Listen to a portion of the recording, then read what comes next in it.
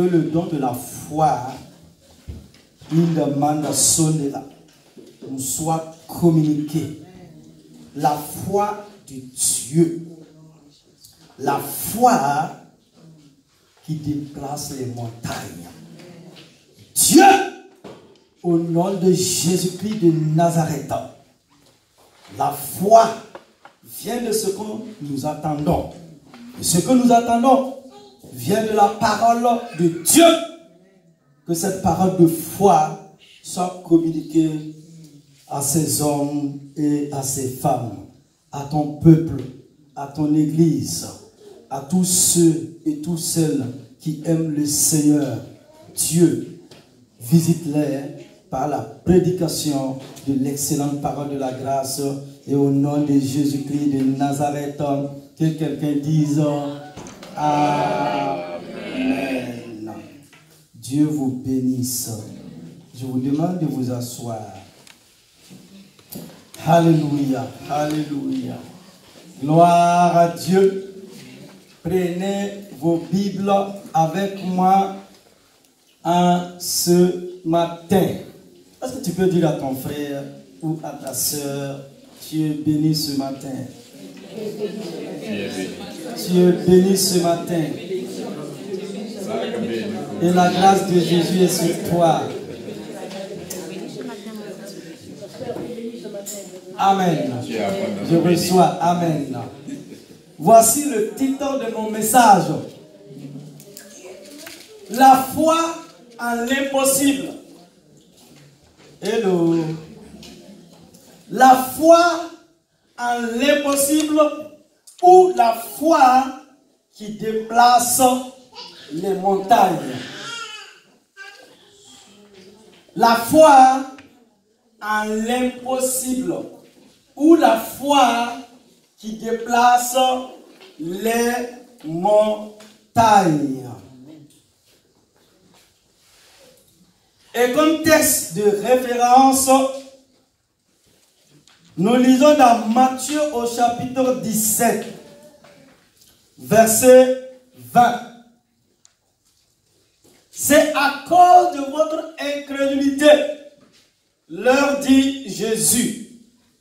Je vous le dis en vérité, si vous avez de la foi comme un grain de sénévé, vous direz à cette montagne, transporte-toi d'ici là. Et elle se transporterait. Rien ne vous sera impossible.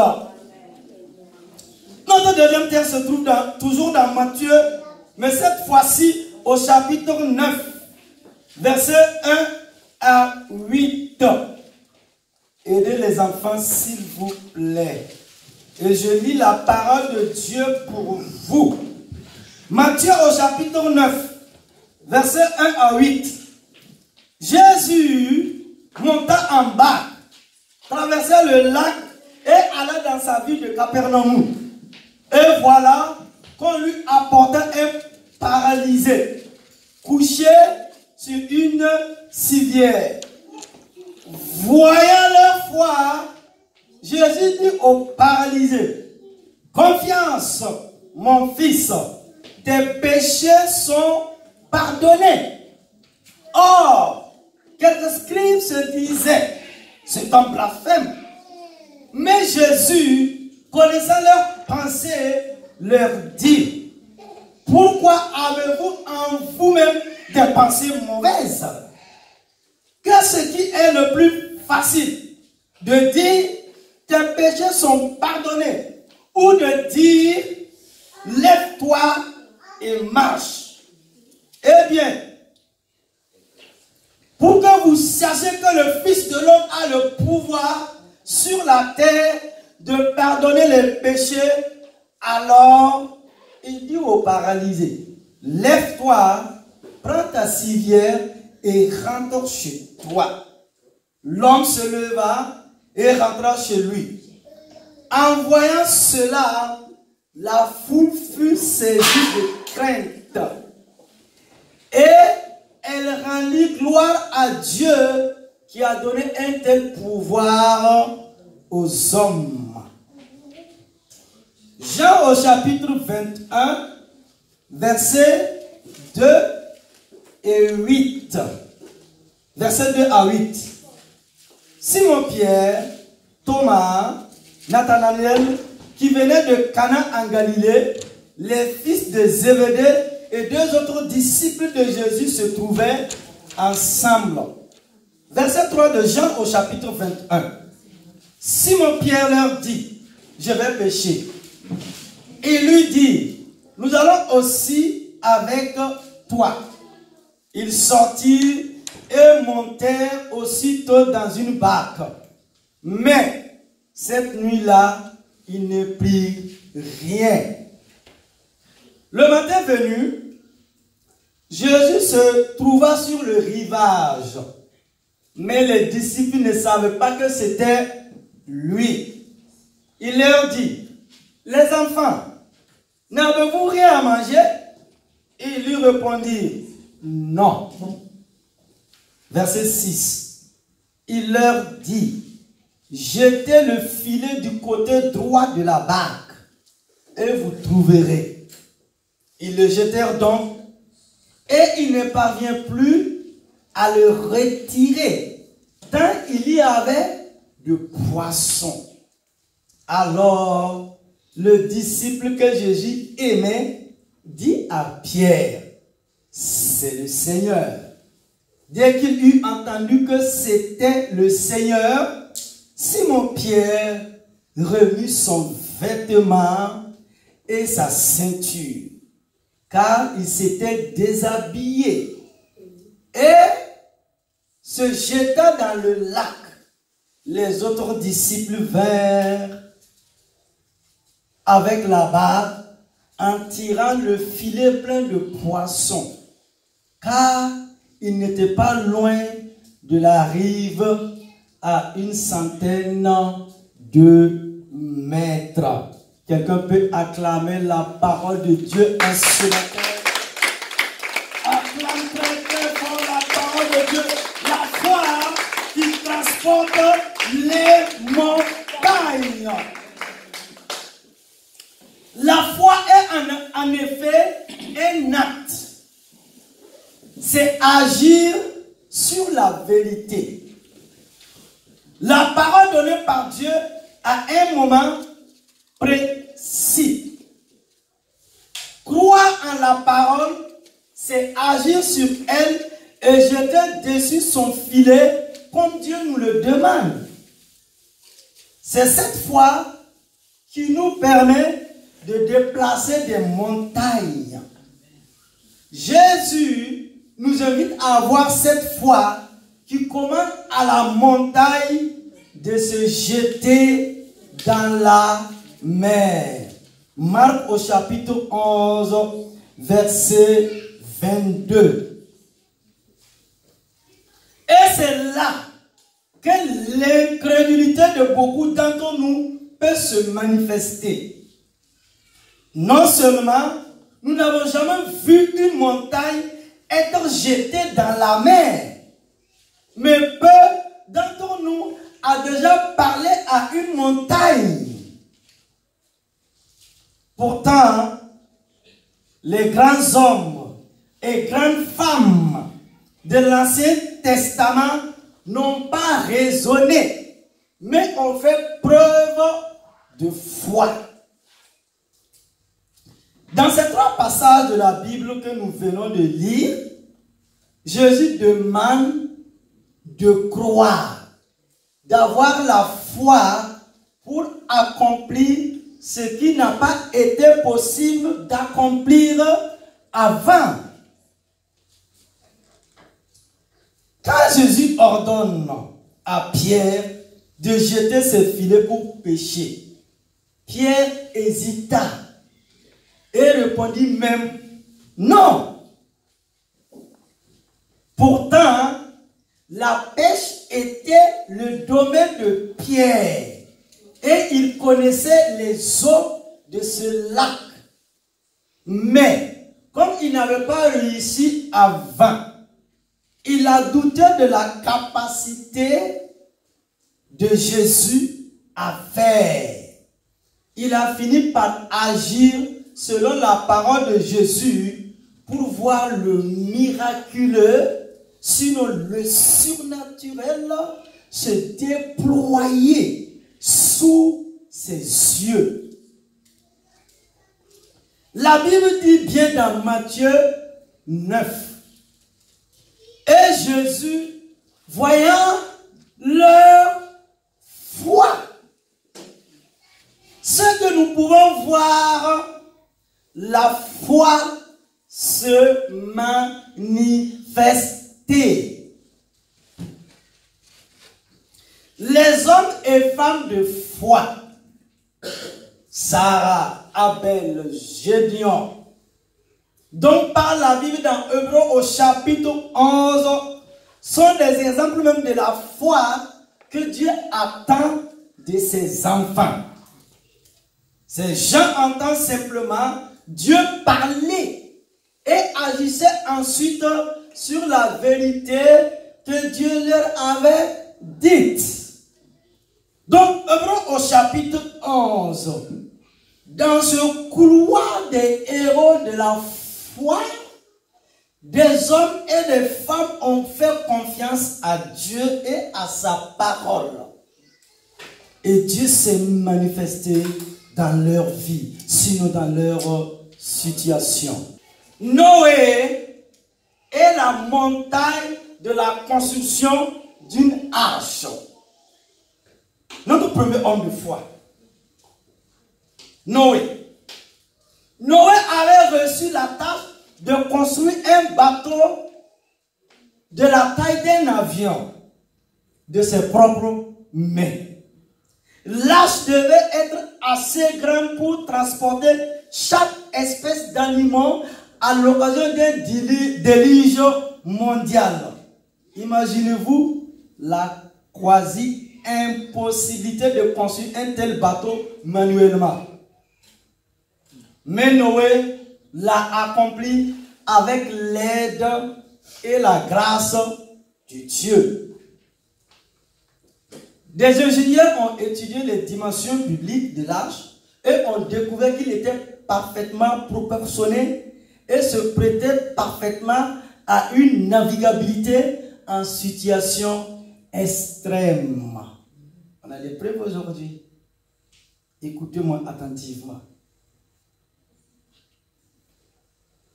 Noé n'aurait jamais été capable de calculer ces choses lui-même. Mais Dieu savait du début à la fin comment construire un bateau parfait. On a vu avec le Titanic. Comparer le Titanic et l'arche de Noé.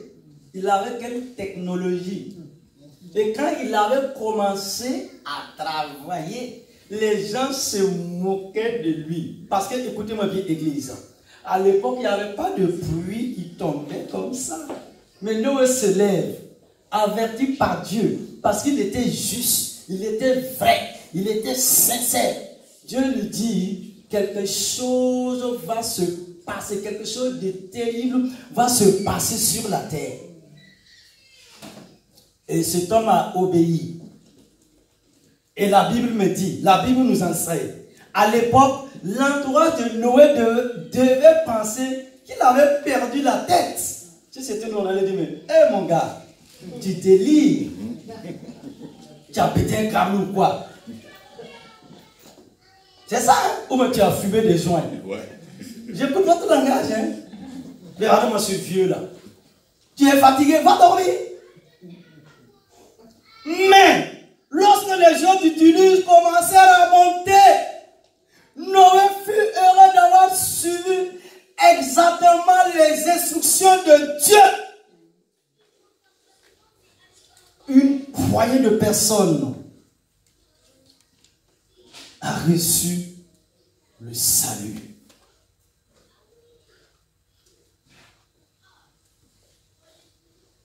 Notre deuxième homme de foi, Abraham, est la montagne de la paternité. à un âge avancé, Dieu avait dit à Abraham que ses descendants seront plus nombreux que les étoiles dans le ciel et que les grains de sable dans la mer.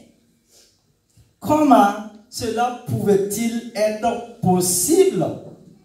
Lui et sa femme Sarah étaient bien trop âgés pour que cela puisse arriver. Pourtant, Abraham a fini par croire dans son cœur que Dieu était fidèle et qu'il serait capable d'accomplir ses promesses.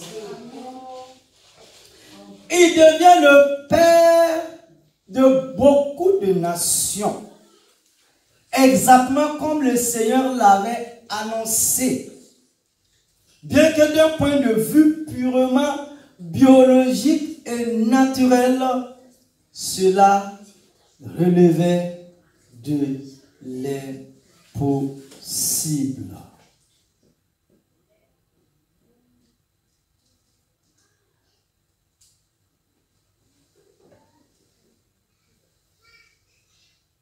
Nous arrivons à Moïse. Moïse est la montagne de la sortie d'Égypte. Moïse était âgé de plus de 80 ans lorsque Dieu lui donna la mission de faire sortir environ 2 millions de personnes hors d'Égypte et de les ramener dans un pays qu'il avait promis de donner à Abraham plus de 700 ans plus tôt. Il était à la retraite, hein? Ou bien, 80 ans c'est la retraite, hein? Plus que la retraite. Moïse avait beaucoup de raisons de croire qu'il ne pourrait pas accomplir cette mission. Il était trop âgé, trop timide. Personne ne l'écouterait. Le pharaon le tuerait. En plus même, s'il était capable de rassembler le peuple, et même si Pharaon leur permettait de quitter le pays, comment pourrait-il être à la tête de 2 millions de gens et en prendre ceux dans un désert aride, sans nourriture et sans eau? Pourtant, malgré ces énormes obstacles, Moïse s'est soumis simplement à sa destinée et a obéi à Dieu qui a fait le reste.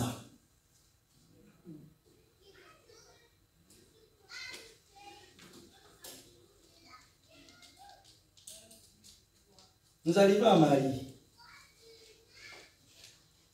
C'est comme les géants de foi que l'enseignement que je suis en train de donner sur les géants de la foi, là, les 7 semaines-là.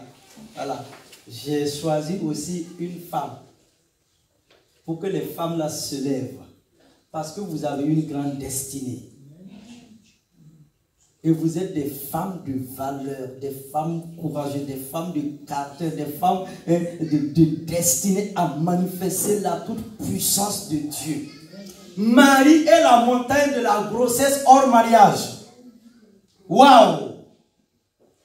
Marie, la mère du Seigneur Jésus. Il y avait une montagne devant cette femme.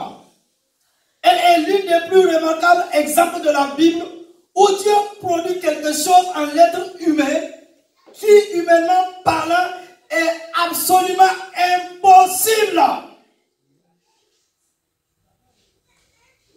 L'ange Gabriel lui apparut et lui dit qu'elle avait trouvé grâce aux yeux de Dieu et qu'elle avait été choisie pour donner naissance au Messie d'Israël.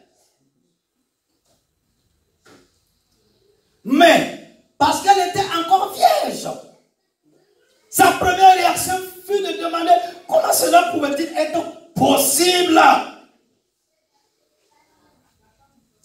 Malgré tout, Marie s'est soumise à la volonté de Dieu. qu'elle ne l'avait pas comprise entièrement. Le résultat fut qu'elle accomplit sa destinée et qu'elle donna naissance et éleva le Fils de Dieu lui-même. À cause de son engagement inconditionnel, le Saint-Esprit peut accomplir une œuvre extraordinaire en elle. Et voici le passage clé de ce récit, se trouve dans Luc au chapitre 1, verset 38. Marie dit, je suis la servante du Seigneur. Je vais entendre les femmes ce matin. Je suis la servante du Seigneur. Je vous entends tous en même temps. Je suis la servante du Seigneur. Je suis la servante du Seigneur. Qu'il me soit fait selon ta parole. Dans Luc au chapitre 1, verset 26, la Bible dit ceci. Au 6e mois, l'ange Gabriel fut envoyé par Dieu dans une ville de Galilée appelée Nazareth, auprès d'une vierge fiancée à un homme de la maison de David nommé Joseph. Le nom de la vierge était Marie. L'ange entra chez elle et dit, je te salue toi à qui une grâce a été faite. Le Seigneur est avec toi. Waouh! Troublé par cette parole, Marie se demandait ce que pouvait signifier une telle salutation. L'ange lui dit, ne crains pas Marie, car tu as trouvé grâce devant Dieu. Et voici, tu deviendras enceinte. Et tu enfanteras un fils. Et tu lui donneras le nom de Jésus. Verset 32. Il sera grand et sera appelé fils du Très-Haut. Et le Seigneur Dieu lui donnera le trône de David son père. Il régnera sur la maison de Jacob éternellement. Et son règne n'aura point de fin. Marie dit à l'ange, comment cela se fera-t-il? Puisque je ne connais point d'homme. L'ange lui répondit, le Saint-Esprit viendra sur toi et la puissance du Très-Haut te couvrira de son ombre. C'est pourquoi le saint enfant qui naîtra de toi sera appelé Fils de Dieu. Verset 36. Voici, Élisabeth, ta parente, a conçu, elle aussi, un fils en sa vieillesse. Et celle qui était appelée stérile est dans son 6e mois. Car rien n'est impossible à Dieu. Marie dit, je suis la servante du Seigneur. Qu'il me soit fait selon ta parole. Et l'ange la quitta. Luc 1, 37. Car rien n'est impossible à Dieu. On n'a pas dit à un homme. On n'a pas dit au pasteur Israël. Le Dieu créateur du ciel et l'eau et de la terre. Le Dieu qui, par l'autorité de sa parole, les choses sont venues à l'existence. Marie, écoute bien. Dieu sait que tu es fiancée. Dieu sait que tu es vierge. Dieu sait que tu n'as jamais connu d'homme. Lui qui est Dieu, l'ancien des jours, le premier et le dernier, qui connaît la fin d'une chose avant son commencement. C'est lui-même qui a envoyé l'ange. Dieu t'a vu marcher dans la fidélité, hein, dans la sainteté. Dieu t'a vu parmi toutes les femmes de Jérusalem à l'époque. Le choix de Dieu. Le choix de Dieu. Tu es le choix de Dieu. et la grâce de Dieu et la faveur de Dieu est venue sur toi. Dieu t'a fait simplement la grâce pour que le sauveur de l'humanité, celui-là même que Ésaïe avait prédit, naisse. Il n'avait pas besoin d'aide. Dieu est le spécialiste des cas impossibles.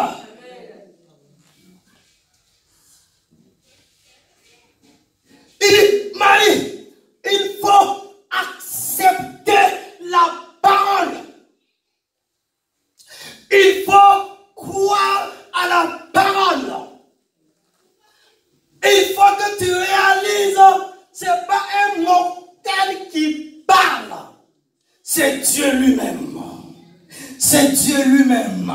C'est Dieu lui-même. Et tu as une grande destinée, femme. Et ta destinée est entre les mains de Jésus.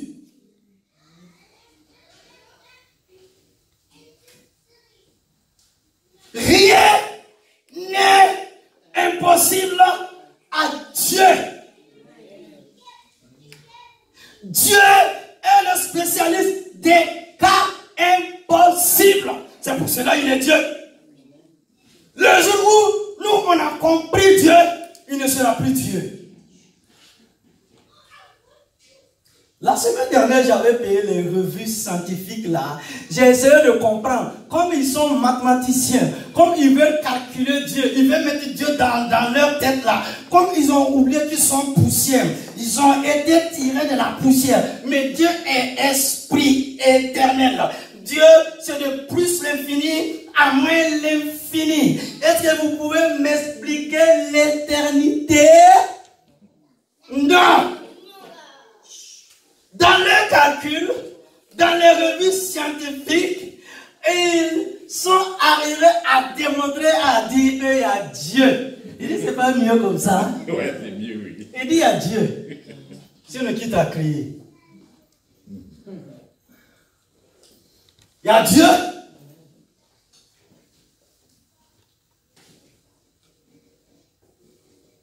Et foi. Et laisse Dieu accomplir l'impossible dans ta vie.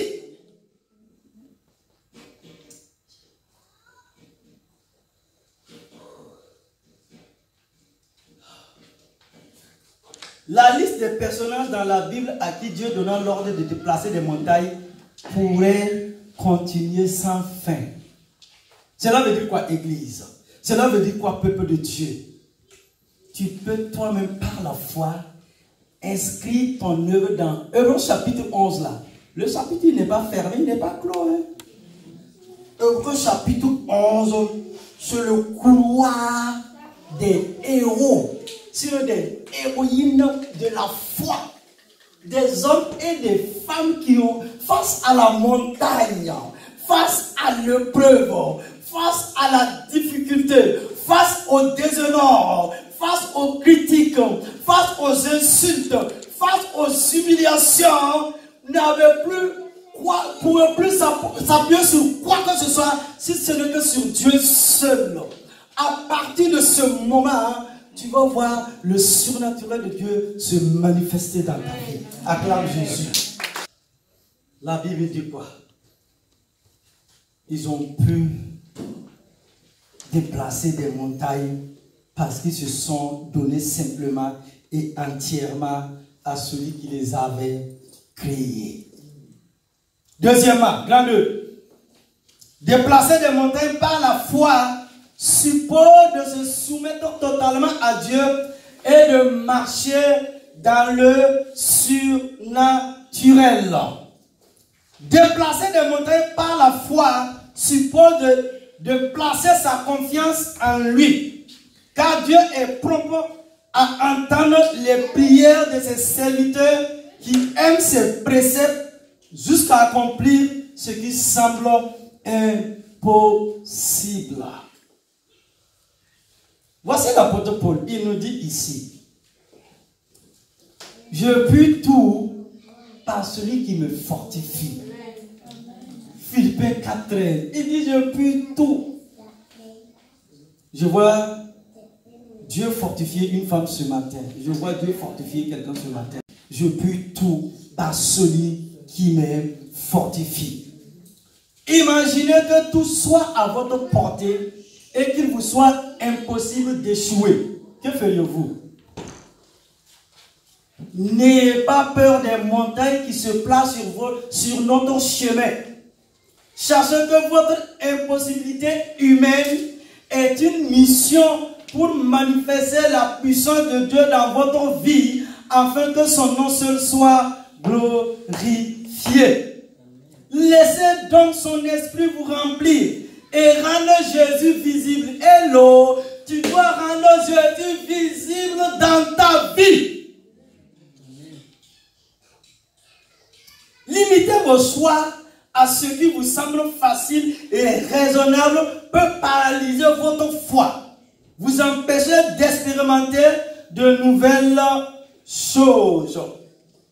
Dieu nous demande d'ordonner aux montagnes de se déplacer par notre foi. Il n'existe rien que nous ne puissions lui demander qu'il n'a pas la capacité d'accomplir. Lancez-vous. Avec lui à vos côtés, vous pouvez terrasser toutes les montagnes. Cela nous est difficile à nous les humains de comprendre que nous ne pouvons pas nous passer de Dieu. Sans Dieu, nous ne pouvons rien faire. Notre difficulté, c'est que notre volonté propre doit se soumettre à la volonté de Dieu. Car par nous-mêmes, nous ne sommes pas justes. C'est ce que la Bible dit. Selon qu'il est écrit, il n'y a point de juste. Pas même un seul. Waouh. Et dans Zacharie, au chapitre 4, verset 7, Zorobabel plutôt a parlé à sa montagne. Qui es-tu, grande montagne, devant Zorobabel? Tu seras aplani. Il fera perdre la pierre du fait au cri de grâce, grâce sur elle. Qui es-tu, grande montagne, devant Zorobabel? Qui es-tu, grande montagne, devant la femme de Dieu? Qui es-tu, grande montagne, devant l'enfant de Dieu? Qui es-tu, grande montagne, devant les rachetés de l'éternel Dieu? Tu seras aplani. Dieu lui-même, il regarde la montagne et il pose la question. Et il parle à la montagne. Qui es-tu, grande montagne, devant mon enfant? Tu seras aplani par la puissance de l'Esprit de Dieu. Quelle est ta montagne ce matin, Église? Quelle est ta montagne, mon frère, ma soeur? Quel est ton problème? Quelle difficulté tu traverses? Qu'est-ce qui fait que tu ne dors pas la nuit? L'Esprit de Dieu s'est levé pour toi. Amen.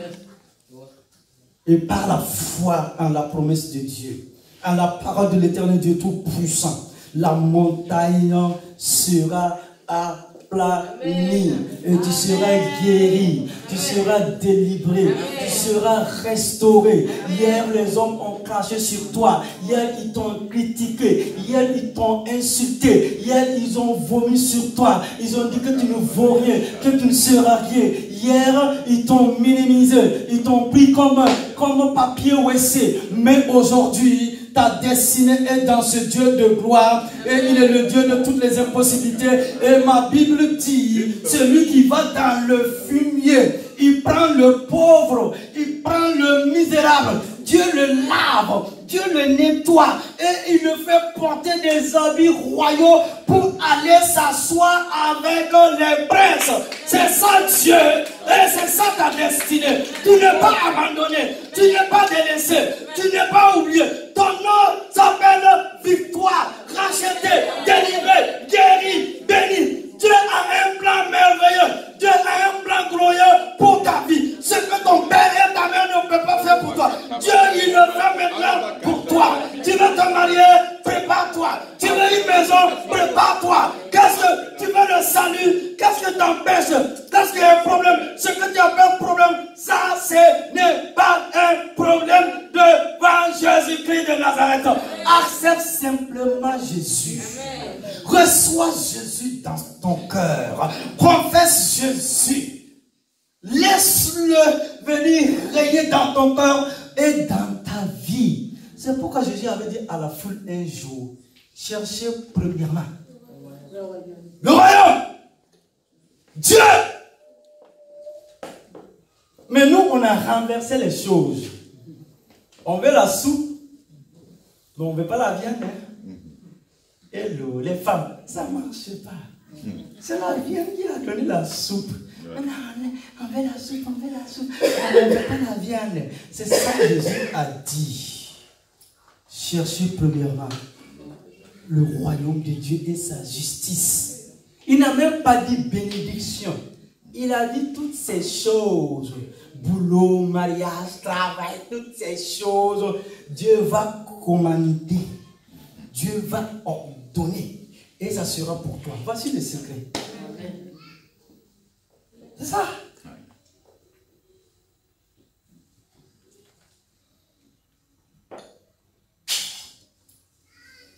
Parfois, quand les gens me disent, quand Dieu va me donner du travail là, je vais me consacrer à Dieu.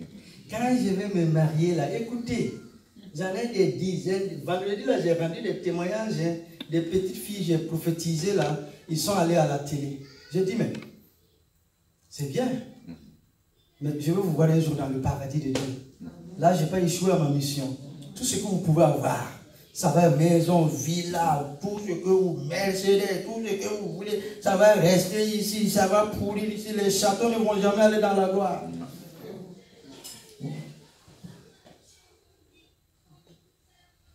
Quand je vais me marier là, ok. Tu es marié. Quand je vais avoir les enfants là, quand les enfants vont grandir là, et les petits enfants sont venus en même temps, la vieillesse est venue, tu as commencé à avoir mal au dos là. Mes enfants, je n'ai plus 30 ans, hein? Je n'ai plus 30 ans comme vous. C'est la retraite. Alors quand je serai à la retraite là, je vais évangéliser, je vais prier, je vais faire l'œuvre de Dieu. Et à la retraite, on t'amène dans quoi là même? Et par où même ces hommes là?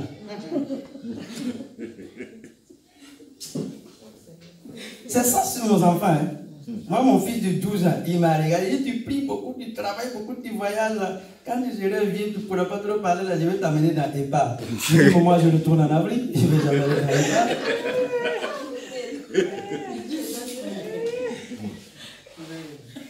Vous voyez là, les enfants, ils ont été influencés par le siècle des Lumières.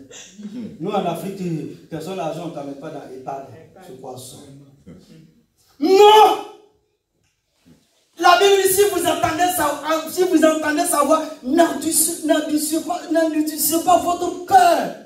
Vous devrez servir Dieu maintenant. Sinon, tu n'auras jamais le temps pour lui. Non. Il faut aimer Dieu. Il faut être passionné pour les choses de Dieu. Je ne sers pas Dieu parce qu'il me bénit, parce qu'il me donne des choses. Je sers Dieu parce qu'il est Dieu et je l'aime, je l'adore. Jésus, c'est ma vie. C'est le secret même de ma vie. Ni mon père, ni ma mère, ni qui que ce soit ne peut me détacher de ce Jésus de Nazareth. J'ai saisi la robe de Jésus et c'est pour l'éternité. Et mon premier amour, c'est le Saint-Esprit de Dieu. il n'abandonne jamais, il ne te délaissera jamais, il ne te trahira jamais. C'est ça Dieu.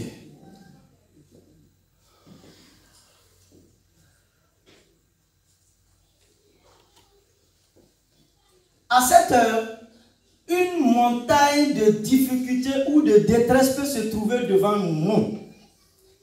Et la raison humaine semble ne pouvoir frayer aucun chemin qui passe par-dessus, la traverse ou la contourne. Mais que la foi intervienne et la montagne disparaîtra pour faire place à une plaine. Pour cela, la foi doit avant tout écouter la parole de Dieu. Ce n'est ni par une armée, ni par une force, mais par mon esprit, dit l'Éternel des armées. Cette grande vérité est le secret qui nous fait affronter les épreuves insurmontables de la vie. Chaque enfant de Dieu doit savoir que s'il ne peut rien faire et que tout appui humain n'est que vanité, il a un Père qui peut tout. Notre force doit être dans l'esprit invisible. Dieu seul doit agir. Et nous devons cesser de compter sur les hommes et sur les moyens humains pour nous aider à déplacer nos montagnes. Quand le Tout-Puissant prend en main les affaires de son peuple, on voit les montagnes s'évanouir. Les mondes sont dans sa main plus léger que la balle dans la main de l'enfant. Et il met à ma disposition la puissance qui les fait mouvoir. Si maintenant le Seigneur nous invite à déplacer une de ces montagnes, nous sommes capables de la faire en son nom.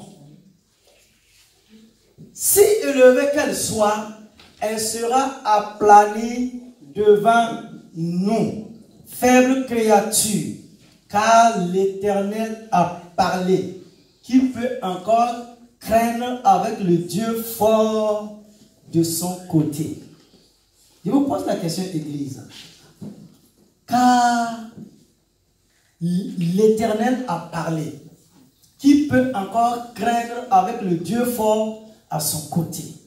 Puisque Dieu, il est de ton côté. Il est en toi. Il vit en toi. Et pour conclure, la foi et la prière peuvent déplacer les montagnes devant nous.